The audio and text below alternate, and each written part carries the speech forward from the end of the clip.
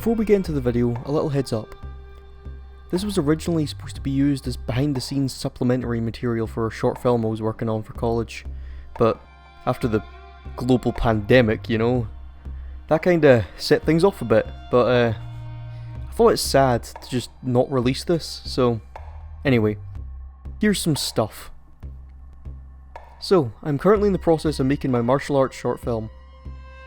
And in that film, I very arrogantly decided to cast myself as the lead. Only problem there is that character is supposed to be a very fit boxer, and I am, well. So, I'm gonna lose some weight. Get fit, talk about martial arts and stuff. Let's go.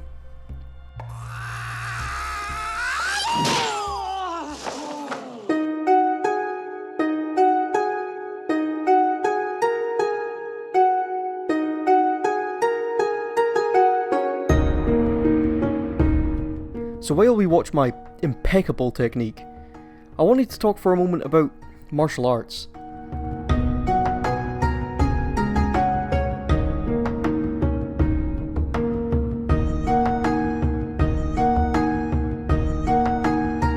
As of late, traditional martial arts have been coming under fire for being fake. This has never sat right with me, and I was trying to figure out why, because on paper, the criticisms are completely valid. These arts are oftentimes advertising themselves as legitimate forms of self-defense, which they mostly are not. But I think the thing for me was that that's never what they were. In my eyes, styles like Wing Chun, they were never about being able to beat up some faceless opponent in the street.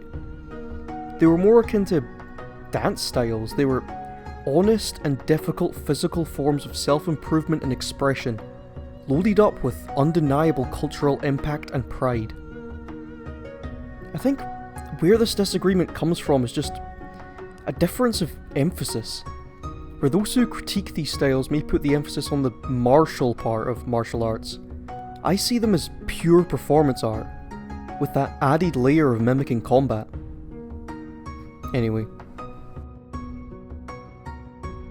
So I've been very good with exercise and that, so I'm treating myself. That Chinese, I'm going to be watching some Jackie Chan, as you can see here. Project A Part 2, haven't seen them yet. Just watched Police Story the other night, which is phenomenal, I should point that out. So yeah, things are going well. I'm treating myself to some not so healthy food for once, but yeah. That brings me to another tangent. This time about martial arts cinema. In preparation and research for my short film, I wanted to get a better and more complete understanding of the Eastern martial arts film. What started as research quickly turned into a months-long binge. I went from, oh yeah, I'll just watch Bruce Lee and the classic Jackie Chan films, to, well, this pile of films here, plus a lot I streamed like 36 Chambers Shaolin, Come Drink With Me, Flying Guillotine, all those. One of the main things that I hoped to nail with the short film was to blend a lot of these Eastern genre tropes and ideals and pit them against the kinds of characters we see in the West's equivalent martial arts films. Contrasting the Eastern stoicism and honour with the Western ego and machismo. This doesn't just apply to the cultures as they're portrayed in film. I mean, just look how martial arts disciplines vary. Tying into the earlier discussion, many of the traditional Chinese martial arts, they're more akin to dances with cultural history and meditation. And then you come over here, and our closest equivalent would be a boxing or MMA gym. And if you look at the professional athletes from those two disciplines, it helps to show you the difference that I wanted to capture. So I've just gone for a run down to the beach. It's pretty pitch black if you can tell. Oof, I've just gone like fucking knee deep into pure ocean water there. So I found the edge. That is pure blackness, the horizon of just lights, and then the darkness of space. It's pretty spectacular. Now from that last discussion, You may get the idea that I have some kind of dislike for competitive combat sports, that I find them brutal or lacking in the finesse of traditional martial arts, and that could not be further from the truth. I mean, I freaking love them. I may get tired of the constant puffing of chests and stroking of egos, but as physical forms of training and self-improvement, I love them to no end. I mean, they really are the truest form of competition. Two men build themselves up, improve themselves as much as they can, and then put that to the test against another equally motivated human being.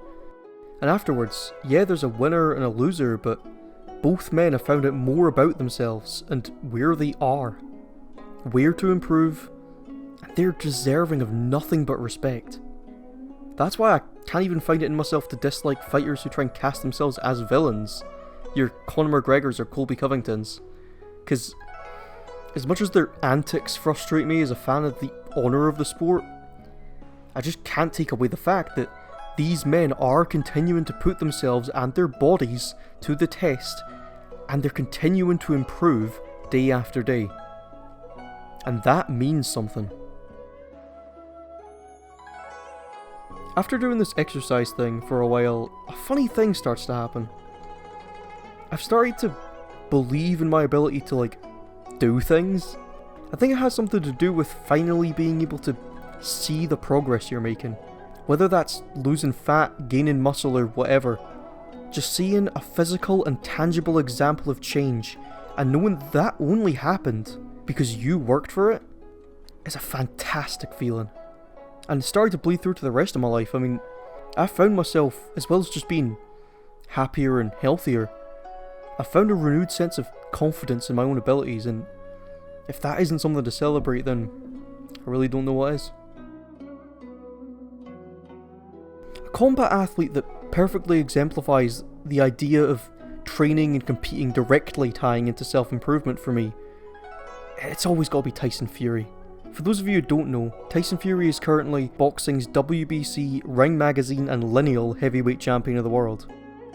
And as a side note, Tyson Fury is currently my favourite athlete ever. I mean, I'm not one to believe in role models, I think that's kind of an unhealthy outlook, but as close as I'll ever get to having one, yeah, Tyson Fury, he's the man. And no, not just because we're bald men with beards, alright? But the funny thing about Tyson is that this is Fury's second reign as champion, even though he's never lost a battle. Well, not one inside the ring anyway. You see, Tyson, he first became champion back in 2015 when he beat the decade-long champion Vladimir Klitschko. He fulfilled all his dreams. He was the best boxer on the planet. In anyone else's story, that would be the end. Or at least the climax of it. But for Tyson, that was just the end of Act 1. I'd suffered with mental health problems my whole life, but I didn't know what it was because I never had no education on the matter. And it wasn't until after the Klitschko fight, a very massive high, then I had to have a even worse low, lowest low that anyone could ever have. I'd wake up and I think, why did I wake up this morning? This is coming from a man who had everything, money, fame, glory, titles, a wife, a family, kids, everything. But I felt as if I had nothing. I felt there was an empty, gaping hole. I was depressed as depressed could be on a daily basis. I hit the drink heavily on a daily basis. I hit the drugs. I didn't care about boxing. I didn't care about living. I just wanted to die. And I was going to have a good time doing it while I was doing it. Tyson had admitted before the fight with Klitschko that this would happen. And he knew the reasons why. The double-edged sword that is ambition and drive. Once you've done the impossible, once you've climbed that mountain, where is there to go but down? And down he went. So what is it that brought this man to return better than ever to this? Well, according to the man himself, it was his training. And I train 6 days a week and I take Sundays off. But make no mistake, Sunday is a terrible day for me. And now look at him. On top of the world yet again. And even during this lockdown, he's been keeping himself busy with daily at-home training sessions. This is a man whose improvement in life has been directly related to his improvement at his martial art. And yes, it is an art. I mean, just look at that.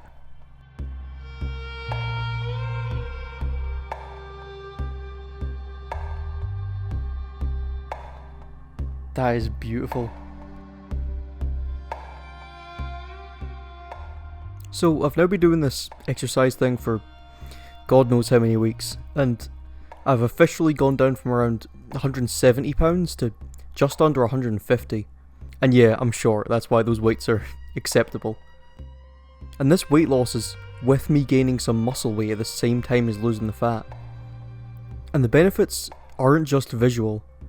I'm also in the process of moving house right now, and when I last moved, I was at that 170 pound margin, or maybe even a little over. And it killed me. I had to do it with constant breaks and help from others. But now, I'm having no problems. I'm packing up and still remaining with enough physical energy to go for a run every night, and enough mental energy to work on both this video and all the paperwork required from the college course. Exercise, man. Who knew? So, I've just found out that my college graded unit is no longer going to be a short film due to it being pretty much impossible to film anything with a crew during the pandemic. We are now to make a documentary. I think this'll do. I think I'll just send this into college.